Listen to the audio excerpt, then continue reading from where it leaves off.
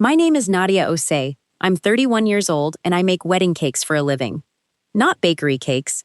Not grocery store sheet cakes with the roses piped from a gun. I mean the kind that take 4 days to build. The kind that brides drive 3 hours to taste test. The kind that show up in magazines next to words like architectural and ethereal, and you can't possibly afford this, but somehow you will. I work out of a shared commercial kitchen in Millhaven, Georgia, a town of about 9,000 people where the most famous things are a railroad museum and the fact that everybody knows whose daughter you are before they know your name. And here is the thing about making wedding cakes for other people's weddings for 7 years. You get very good at building beautiful things for rooms you're not invited to stay in. Marcus proposed on a Wednesday in November, which he chose on purpose because he knew I had no events that week and I would not be distracted by a client's buttercream crisis. He proposed in the kitchen of the house we'd rented together for 2 years, with a ring he had sized correctly because he had borrowed one of my rings 3 months earlier and pretended he'd lost it. And I had pretended to believe him because I am not a woman who spoils a story she wants to be told. He is a structural engineer, Marcus Webb, 34. He thinks in load-bearing walls and tolerances and the question of what a thing can hold before it gives. We met when he was contracted to inspect the building where I lease my kitchen space, and he knocked on my door to explain there was a hairline crack in the foundation. And I handed him a slice of lemon elderflower cake because I had too much, and his face when he took the first bite told me everything I needed to know about his character. We were engaged for exactly 11 days before my mother made the announcement that rearranged everything. I want you to stay with that number. 11 days. Not enough time for the ink to dry on the joy. My parents, Emmanuel and Grace Osei, immigrated from Ghana in 1989, settled in Millhaven because my father's brother was already there, and built a life the hard, slow way that first-generation families build lives, with their hands open and their fists closed at the same time. My father drives a school bus and coaches junior varsity football in the fall. My mother runs the fellowship kitchen at Redeemer Baptist and has not missed a Sunday service in 31 years that wasn't a medical emergency. They are, in the ways that matter most, good people. I need you to understand that because it matters. The harm in my story was not done by monsters. It was done by good people who had decided, long before I was born, what a daughter was supposed to look like and what looking wrong would cost her. I have a sister, Amara, 27. She is 4 years younger than me, 3 inches taller, and my mother's idea of what God meant when he said fearfully and wonderfully made. She sings in the choir. She teaches 2nd grade. She has a smile that walks into a room 45 seconds before she does. And she has for as long as I can remember been the photograph our family held up to the light, and I have been the shadow they noticed behind it. Growing up, my mother had a phrase she used when she introduced me to people at church or at family gatherings. She would put her hand on my back, steer me forward and say, "Nadia is our worker, not our scholar," though my GPA was higher than Amara's. Not our artist, though I had already started selling decorated cookies at 15. Just our worker, which in the language of that house meant the useful one, the one whose value was in what she produced rather than what she was. The worker doesn't need a spotlight. The worker needs an apron and a task. I wore that apron for 26 years before I finally took it off and used it to wipe my hands clean of the whole arrangement. But I'm getting ahead of myself. That's what happens when you've been keeping a story quiet for a long time. It wants to come out fast. I'm gonna make it walk. Welcome back to Calm Drama Stories, where women who were handed the apron come on and tell you what they embroidered on it when nobody was watching. If you were the useful one growing up, if you know what it means to be loved like a tool rather than a person, this one is for you. Subscribe if you're new. Drop your story in the comments. I read them. More than you know, I read them. The engagement dinner was my mother's idea. She called it that, an engagement dinner. Our family, Marcus's family, her sister from Atlanta, some people from the church. She said she wanted to do something to celebrate, and I heard that word, celebrate, and I let myself have it. I turned it over in my hands like a piece of good fruit for about 48 hours. I should have checked it for bruises first. The dinner was at my parents' house on the last Saturday of November. My mother cooked, which was notable because in 7 years of professional baking, in every holiday, every family gathering, every church potluck, she had never once asked me to contribute food to her table. My cakes were for other people's occasions. Her kitchen was her dominion, and the message was clear as a posted sign. What you make is for strangers. So I arrived as a guest, which felt new and a little tender, with Marcus beside me and a bottle of wine I'd agonized over, and the feeling that this was the beginning of something being corrected. Marcus's mother, Deborah Webb, came up from Macon. She is a retired librarian, 62, who speaks in full grammatically correct sentences, even in casual conversation, and brings her own reading material to family events because she says she doesn't like to be caught unprepared. She and I had met twice before, and both times she had looked at me with the expression of a woman who found something she wasn't expecting to like as much as she did. We sat down. My mother had made jollof rice, which is my father's comfort food and her power move at significant occasions, and the table looked beautiful. I want to give her that. She knows how to lay a table. And for the first 20 minutes, it was a real dinner, real conversation. Deborah asked Marcus about a project. My father asked Deborah about Macon. Amara refilled water glasses and laughed at the right moments. And then my mother set down her fork with the specific care of a woman who has been waiting to set down her fork, and she said she wanted to share something she'd been praying over. She folded her hands on the tablecloth. She said she and my father had been setting aside money for years, a wedding fund. She said it quietly, meaningfully, the way the pastor quotes scripture before he builds to the point. She said it was important to her that her daughters were sent into their marriages properly, with dignity, with the family's blessing made visible. I felt Marcus's hand find mine under the table. My mother looked at Amara. She said the fund was $52,000, and that they had decided to give it to Amara. She said Amara was getting married in the spring. This was the first I had heard of Amara getting married in the spring. This was the first Amara had apparently confirmed it publicly, because she looked at her plate with the expression of someone who has been kept informed and feels terrible about it. My mother continued. She said that she and my father felt it was important to explain their reasoning because they loved me and they didn't want misunderstanding. She said they had thought and prayed about it. She said Amara's situation was more straightforward. She said I had my business, I had the income, I had Marcus's income, and they trusted I could manage. And then she said the sentence, the one that did not arrive like a bullet but like a weather change, gradual and total, the kind you only understand once you're already soaked through. She said, we just want Amara to have the wedding that shows her best. You know how to work, Nadia. Your sister needs the presentation. The table went quiet the way a room goes quiet when someone has said something that cannot be taken back. The presentation. Marcus had stopped eating. Deborah Webb had set down her fork also, but differently from my mother. The way you set something down when your hands need to be free. My father cleared his throat and said my mother just meant that Amara had always dreamed of a big wedding, and wasn't that something to support? I asked one question. I kept my voice level. I have my mother to thank for that particular skill. 31 years of practicing level. Did you have a fund for me? And my mother said, gently, like a woman correcting a misconception, we assumed you would handle yours. You always handle everything. There it is. You always handle everything. The highest compliment in the language of women who are used until they break, dressed up as a reason why they deserve less. You always handle everything, which means we gave ourselves permission to stop handling you. The drive home was 30 minutes and Marcus did not turn on the radio. We drove in the specific silence that belongs to people who understood the same thing at the same time and are waiting to find the right door into it. He said, that was not okay. I said I knew. He said, I want to be angry about this.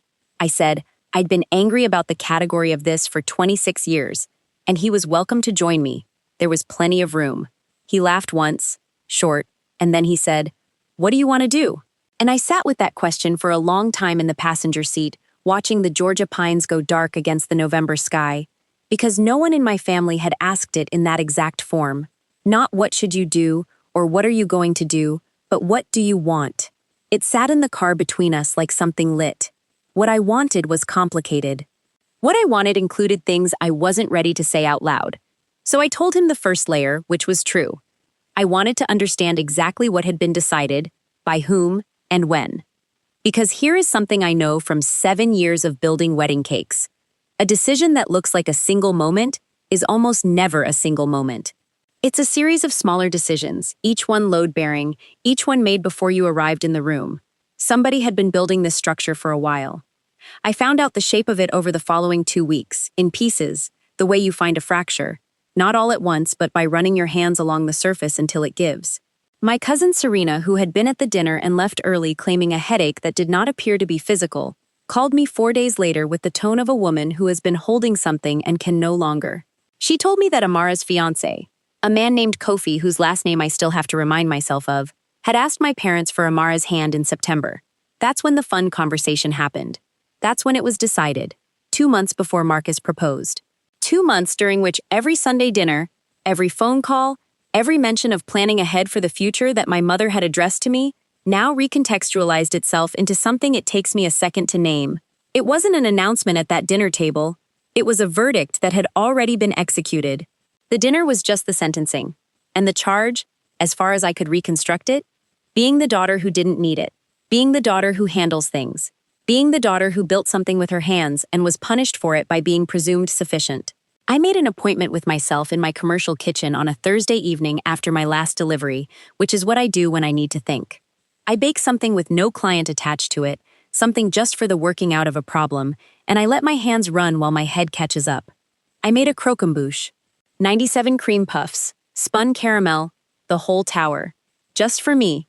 Just to have something to build while everything else was being taken apart. My colleague Janelle, who rents the other half of the kitchen for her jam business, came in for her evening prep and stood at the door in her coat looking at the tower on my workbench and said, "How bad was it?" I said, 97 bad. She came in, took off her coat, and started pulling out her pots without another word. Some people sit with you in the kitchen. That's the whole version of that friendship. While the caramel hardened, I called my sister. I want to be precise about Amara, because she deserves precision and not a caricature. She did not design this. She is 27 years old, and she learned, the same way I learned, the same way daughters in houses with a favorite learn, to accept the current, because fighting it costs more than it returns. She said yes to Kofi in September, and she watched the fun conversation happen, and she went quiet, because what do you say? Give it to Nadia instead? She hadn't asked for it any more than I had asked to go without it. She answered on the second ring, and she sounded like a woman who had been waiting for this call while hoping it wouldn't come. She said, "I'm sorry, Nadia." I said I knew she was. She said she thought it was going to be a conversation, not an announcement. She said she had told our mother they should talk to me first. She said, and this is the one that cost her something to say. I could hear it in the pause before it. She said, "Mom said you wouldn't make it a thing because you don't make things. Let me hold that up to the light for you. You don't make things." Not in the sense of baking, not in the sense of creating, in the sense of causing disruption, in the sense of demanding acknowledgement. I was so reliably quiet about being shortchanged that my silence had been budgeted into their planning. My mother had built a $52,000 decision on the foundation of knowing I would absorb it. I sat on a stool in my commercial kitchen in Millhaven, Georgia, with a croquembouche hardening on the workbench in front of me, and I understood something about the architecture of my own life with the clarity you only get from the outside of a building. I had spent 31 years being not difficult. I had mistaken that for dignity. What it actually was permission. My compliance had been the mortgage on every arrangement that cost me something. I was done paying rent on a house I didn't live in. Here's what I want to tell you before I continue, because this channel doesn't decorate the hard parts. I loved my parents. Not loved, past tense. Love, present, ongoing, complicated. My father put every school supply I ever needed in my hands without complaining. My mother taught me to read a room before I walked into it, which is a social skill that looks like intuition but is actually labor, and she passed it to me like a trade. What they did was not done without love. It was done with a version of love so shaped by who got celebrated in their families, in their village, in their church, that it arrived in my life already bent. You can be harmed by someone who loves you. Those two things do not cancel each other out. They just make the geometry harder. If anyone in the comments wants to talk about that particular shape of hurt, the one that comes wrapped in something real, I'll be reading. I always read. Marcus and I sat down the week before Christmas with a spreadsheet.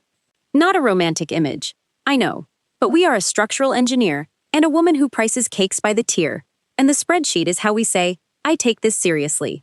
We tallied what we had. Marcus had savings from 3 years of conservative living.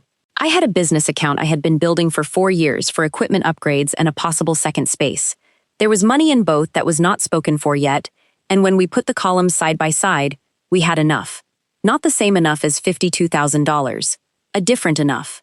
A harder one enough that felt like something we'd carried up a hill ourselves and set down at the top. We can do this, Marcus said, which sounds simple and was not simple at all. We can do this without them. And the without them part sat between us on the kitchen table, and we both looked at it for a while. We decided to book a venue before we told anyone our plans. Not out of secrecy, but out of protection. Because I knew with the bone-level certainty of a daughter who has been in this family for 31 years, that if the plan existed only as a conversation, it could be talked about until it collapsed. We needed it to already be a fact before it became a discussion. The venue we chose was Callaway Gardens, 40 minutes outside Millhaven, on a property with a working greenhouse, a glass pavilion, and a stretch of Georgia pine that goes gold in July. The owner, a woman named Miss Bertrice who has been running weddings there for 22 years, looked at my booking deposit check and then looked at me with the expression of a woman who has seen many brides and can read what's underneath the request. "Family situation?" she asked. "Something like that," I said. She took the check and said, "Honey, this property has seen every version of a family. We are not precious about it." And then she gave me the paperwork and a cup of her personal coffee blend, which I have not been able to recreate, and believe me, I have tried. The date, July 12th, which happened to be, and I did not plan this, I want to be clear, the universe did this without consulting me, the same weekend as the Osei family's annual reunion. My father's brother hosts it every summer at his place in Decatur, every branch of the family within driving distance. A fixed point on the calendar for 20 years. When I noticed the overlap, I laughed the same way you laugh when you've been dealt a hand that is either very good or very terrible, and you can't tell yet which. Marcus asked if we should shift the date. I thought about it. I thought about Amara's wedding in the spring. The family assembled in their finest for the presentation. My parents at the head of the proceedings, spending the fund they had built over years, the visible proof of who in this family they'd decided deserved the full picture. "No," I said. "Keep the date." January brought Amara's engagement party, which my mother hosted with the energy of a woman conducting a symphony she'd been rehearsing for years. The house dressed in cream and gold. 60 people from the church and both families. A photo booth, a monogrammed banner, a slideshow. My mother in a head wrap that coordinated with the color scheme, moving through the room like weather. I went. I want to be clear that I went, with Marcus, with a gift I had chosen carefully, with genuine love for my sister visible on my face because it was genuine. Amara was radiant in the way people are radiant when something good is happening to them and they cannot quite trust it yet. I watched her all evening and I thought, you did not ask for any of the math in this family. You just grew up inside it like the rest of us. At some point in the evening, my mother took my arm in the hallway outside the kitchen in the practiced way she has of making a public moment look private, and she said she was glad I was handling everything so graciously. Handling, again. Her favorite word for me. I smiled. I said I was glad to be there. I did not tell her about Callaway Gardens. I did not tell her about July 12th.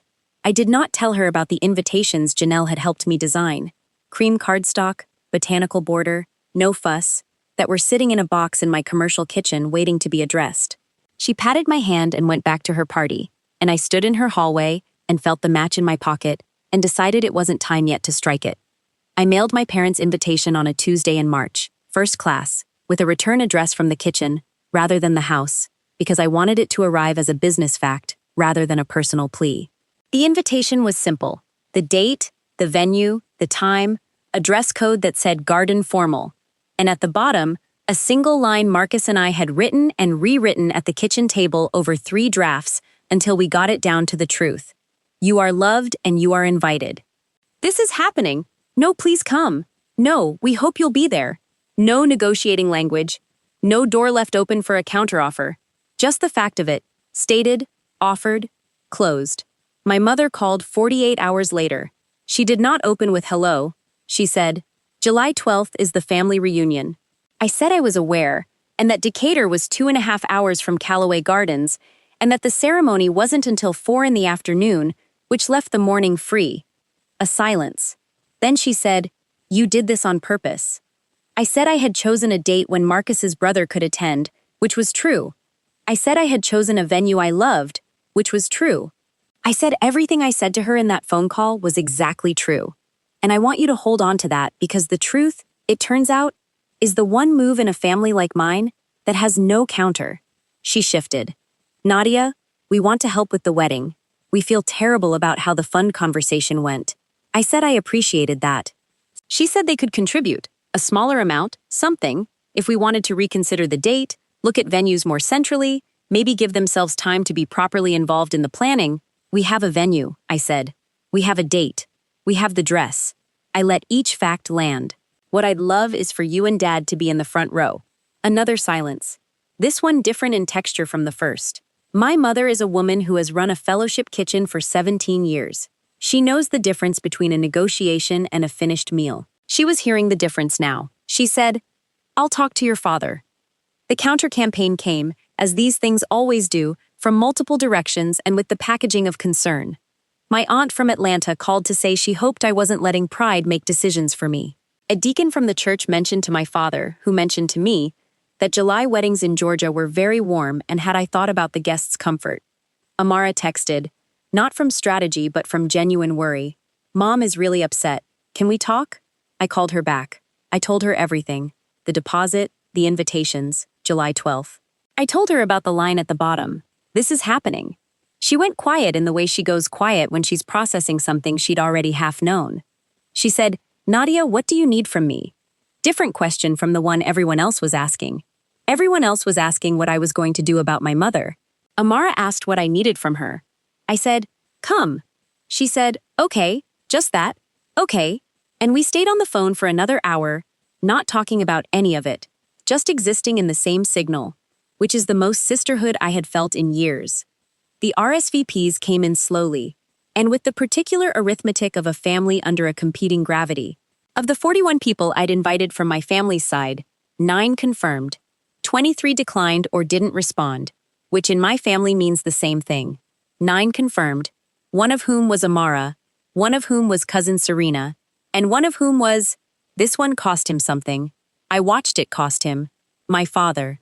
He came to the kitchen on a Saturday in April, not to my parents' house, to my commercial kitchen, my space, my door, and he sat on the stool near the window and watched me work for a while the way he used to watch me do homework as a kid, like the watching itself was a form of contribution. Eventually, he said, "Your mother is not going to come, Nadia. Not as a threat, as a weather report. She's made her decision." I said I understood. He folded his hands the way he folds them on the sideline when a play has gone wrong and cannot be replayed. He said, "I am coming to your wedding." I stopped what I was doing, he said. I should have said more in November. I know what I should have said. He looked at his hands. I'm saying it now by showing up, if that's enough. It wasn't everything. It wasn't the November dinner rewound and corrected. It wasn't the 26 years of studied neutrality returned. But it was a man in his 60s, in his good Saturday shoes, sitting in his daughter's kitchen choosing a different door than the one he'd been standing in front of for years. I said, "There's food on the counter. Eat something, Dad." He ate 2 slices of the test cake I'd been developing for a client. He said it was very good. I said I knew, and we sat in the kitchen I built with my own savings, and for an hour we were just a father and a daughter in the same room, which turned out to be enough for one Saturday. 6 days before the wedding, my mother showed up at Callaway Gardens. Miss Bertrice told me about it later with the measured tone of a woman who has managed many situations that required her measured tone. My mother had arrived on a Tuesday morning, unannounced, and introduced herself to the front desk as the mother of the bride, and asked for a walkthrough of the setup. Miss Bertrice had walked her through personally. She said my mother moved through the glass pavilion and down the pine path and around the greenhouse with the posture of a woman looking for the thing that is wrong. She straightened a chair that didn't need straightening. She asked about the catering vendor. She said the ceremony start time seemed late. At the end of the walkthrough, she told Miss Bertrice that the family had concerns about the venue and the date, and asked whether any changes were still possible. Miss Bertrice said she told her, kindly, everything has been decided and paid for by the couple. I'm not able to make changes without them. My mother asked if she could leave a message for me. Miss Bertrice gave her a note card. She wrote 4 sentences. I have them memorized because I read them many times. I am your mother. I have made mistakes. I do not want to watch your wedding through a photograph. Tell me how to come. I read that card in my commercial kitchen at 11 at night, standing at my workbench with flour on my apron, and I held it for a long time. Not because the answer was hard, because the wanting of a different outcome deserved at least 60 seconds of honest sitting before I replied. I texted her. 4 o'clock Saturday. Garden formal. There is a seat in the second row with your name on it. Not the front row. The front row was for the people who had been there all along. But the second row, because she was still my mother, and the door I build at my own table does not lock from the inside. She texted back one word. Okay. July 12th came in gold. That specific Georgia summer gold that shows up without apology in the late afternoon and makes everything it touches look like it was always meant to be photographed. The pine path to the pavilion was strung with lights that wouldn't show until evening, but Bertrice had laid them just the same, because she said a wedding should be dressed for the whole day even if the photos are only taken in half of it. I got dressed in the farmhouse on the property with Janelle doing my buttons, and Serena doing my hair, and Amara sitting on the bed watching with her hands in her lap and her eyes doing the thing eyes do when they're trying to memorize something. She had a small silver necklace on that I hadn't seen before, and I asked where it came from, and she said, "Grandma, our father's mother who passed 4 years ago, and it had been left to her specifically, but she wanted me to have it today, and she crossed the room and put it on me herself, her fingers working the clasp at my neck, and neither of us said anything because there was nothing to say that the necklace wasn't already saying." Marcus was at the arch when I came down the pine path. I had asked my father to walk with me, not to give me away. I have been in possession of myself my whole life and I was not in need of a transfer. But to walk beside me, which is a different thing and one I think he understood. Because when we reached the arch, he stepped back with the careful deliberateness of a man making room rather than passing a parcel. Marcus's face when he saw me did the thing it did the first time I handed him a slice of lemon elderflower cake, and I am not going to try to translate it into language because some things operate outside of that, and the best I can tell you is that it was sufficient. It was more than sufficient. It was every ounce of enough. We had 64 people in those garden chairs. Marcus's whole family, Janelle and her husband, the florist who had done my flowers at a discount because she had been a client and had opinions about what I deserved. Miss Bertrice stood at the back in a hat that I want to write a separate essay about. 9 people from my family, including Amara with her new necklace, and my father in the suit he wore to his own wedding 33 years ago, which still fit because he is a man of stubborn constitution. And in the second row, on the aisle, in a purple dress and her church hat, and her hands folded in her lap like a woman who has made a decision and is sitting inside it, my mother. She had come, not on her terms, not with the $52,000 as her credential and her gift as her admission price. She came with nothing but the purple dress and 4 sentences on a note card and the decision that watching was better than not watching. I saw her from the end of the pine path, and I held my father's arm a little differently for the last 20 feet. The vows were ones we wrote ourselves, which I recommend to anyone who can tolerate the exposure of it. Marcus went first. He is a man who designs things to hold weight, and his vows were built on the same principle. Short, load-bearing, nothing decorative that didn't also serve a function. He said, "I have watched you build things from scratch my whole time knowing you. The cake kitchen, the client list, the argument you made to the people who said you didn't deserve one. I am not here to build anything for you. I'm here because I want to be the person you come home to after the building." He said a few more things that are ours and I'll keep them. I had practiced mine 14 times and still had to stop once. I said, "I spent a long time being the daughter who handles things. I am retiring from that position. What I am is a woman who makes something beautiful out of raw material and takes her time and does not apologize for the result." I said, "You are the only person who has ever asked me what I want and then waited for the full answer. I'm going to spend the rest of my life giving it to you."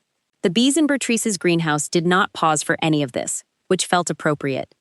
Here is what happened at the reception that made 41 people at a reunion 2.5 hours away set down their plates. My cousin Serena's husband, who I had not particularly factored into any of this, makes videos. He runs a small social media page about Georgia food culture, modest following, good production. He had been filming at the reception, with my full blessing, I want to be clear, and somewhere around the first dance he posted a short clip to his page. Me and Marcus. The pine trees with the lights coming on, my grandmother's necklace. The caption said, "My cousin built her own wedding from scratch after her family gave her fund to her sister. She made it more beautiful than anything money handed over ever is. Congratulations, Nadia and Marcus." He tagged my family's reunion page by accident, or by whatever accident really means when it chooses this particular Wednesday. By the time the sun went below the pine trees at Callaway Gardens, the clip had been seen by a substantial portion of the people currently sitting at a pavilion in Decatur, including several aunts who had sent me regrets on nice paper, including 2 cousins who had cited the reunion as an immovable obligation, including my uncle who had been running the reunion for 20 years. Serena got a text from her mother at 7:45 that said, "Is this true about the wedding fund?" Then a different aunt, then 3 cousins inside of 20 minutes. By 8 o'clock, 3 cars had left the pavilion in Decatur and were driving toward Callaway Gardens. By 9, there were 11 additional people at my reception who had not been on my original guest list and were standing at the edge of the garden in their reunion clothes, some of them still holding paper plates. Because they had driven 2.5 hours on a July Saturday because a video had asked a question the family hadn't been willing to look at directly, and they had suddenly, apparently, needed to be in the room where the answer was visible. My uncle arrived last, in his reunion polo, with a piece of my aunt's rum cake wrapped in a paper napkin, because he said he didn't feel right coming empty-handed. He found me near the dessert table, and he stood there holding the cake, and he looked at me the way people look when they are calculating the distance between where they are and where they should have been. He said, "I didn't know." I said, "I know." He said, "You should have had the fun, Nadia." I said, "Yes, I should have." We stood there in the garden light with the rum cake between us, and I let the truth of it sit at full weight, which is the only way to carry something like that without it breaking you. My mother stayed until 10 o'clock. She did not circulate the way she circulates at events she is hosting. She sat mostly, and watched, and ate a full plate of food, and at some point in the evening she found Janelle, and asked about my kitchen, and how long I'd been in business, and Janelle later told me she talked to her for 40 minutes, like a woman who was meeting her daughter for the first time, and was trying to remember everything. Before she left, she found me at the edge of the garden, where the light strings stopped and the dark began, and she stood next to me for a moment looking at the pavilion, and she didn't reach for any of the tools she usually reaches for. No correction, no reframe. No encouraging smile assigned to something that didn't ask for it. She said, "The necklace was a good choice." I said Amara had brought it. She nodded. She said, "I raised 2 good women." She said it like a correction to something she'd said before, which it was. I did not hug her because we were not there yet. But I stood beside her in the dark for a minute before she went to find my father, which is its own kind of language between people who are building towards something they can't name yet. She did not apologize for the fund. I don't know if she ever will. Some debts in families get acknowledged, and some get absorbed into the ongoing account of things we live with. I haven't decided yet which column this goes in. I'm leaving it in the open for now. Amara's wedding was in April, 4 months after ours. I made her cake. She asked me in January, quietly, at my kitchen counter, with her hands wrapped around a coffee mug, the way she holds things she's not sure she's allowed to ask for. She said she understood if it was too much to ask. I said it was not too much to ask. I made her a 4-tier almond and cardamom cake with pressed wildflower decoration, the most technically demanding thing I'd produced in 7 years. And I did it in the month between 2 contracted jobs at cost, which is not the economic decision, but it was the right one. She cried when she tasted the sample. I cried when I delivered it. We did not discuss why, because the why was the whole history of 2 sisters and 1 house and 1 family's ledger, and the cake said it better than we could. My mother watched me carry it into the reception venue, and she followed behind me and held the door and did not say 1 word about what it cost. That was new. I noticed it and filed it. Here is the honest accounting, because this channel doesn't trade in tidy endings. My mother and I are in the early, tentative business of being different with each other. It is slow work. Some weeks it is no work because one of us isn't ready, and the other one knows it. She has not said the words I would have written for her if I were the author of her part. She may never say them.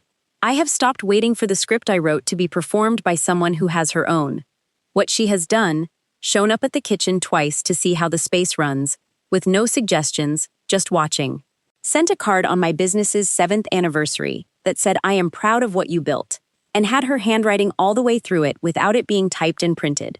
Asked Marcus once, at my father's birthday dinner, what the structural difference was between load-bearing and decorative, and listened to his entire answer. Small things are the foundation. Marcus taught me that. The second kitchen is no longer a dream with a number on it. We broke ground on the new space in February, a proper production kitchen and a small front room for tastings, 20 minutes from the original. It has a sign in the window, Ose Web Cakes. Both names, both of us. The hyphen is a whole decision we made at 2 in the morning and I haven't second-guessed it yet. My father stops by on Sunday mornings sometimes, early, before it's busy, and drinks coffee in the tasting room and reads his phone and says very little and leaves. It is the most comfortable silence I have sat in with him. I think he is becoming, slowly, the version of himself that knows how to show up without a speech. That version is welcome at my table anytime. The reunion was this past July. I wasn't invited and didn't expect to be. Serena says the reunion polo count was down, and the rum cake was not as good as usual, and my uncle changed the playlist to include some songs from my wedding reception, which Serena says is the family's way of saying something they are not yet ready to say with words. I'll take it. Here is what I know now, after all of it. There is a particular kind of daughter in many families. You know her. She is the one who handles things, who asks for nothing, who makes herself useful so thoroughly that her usefulness becomes the reason to give her less. She is mistaken for capable when she is actually abandoned and has simply learned to manage the abandonment with skill. If you are that daughter, I want to say this directly. Your competence was never an argument for your unworthiness. The fact that you can build something from nothing is not a reason to give you nothing. The table you set for everyone else deserves a seat for you at the head of it. You don't have to burn anything down to build something new. You just have to stop letting your silence be the material other people use to construct your smallness. Make the thing, book the venue, write the line at the bottom. This is happening. And then let it happen. In the body you have and the life you've built and the kitchen you pay for yourself. With the people who showed up when it wasn't convenient, who drove 2 hours in their reunion clothes holding a piece of rum cake, who held your name in their mouth all these years and finally said it in the right room. That's the wedding. That's all of it. That's the recipe. If you're new here, subscribe. There's always a seat and nobody checks your credentials at the door. Drop a comment if you were the daughter who handled things. First name only is enough. Let's fill a page with the names of women who built the table themselves. I'll be reading. I always am.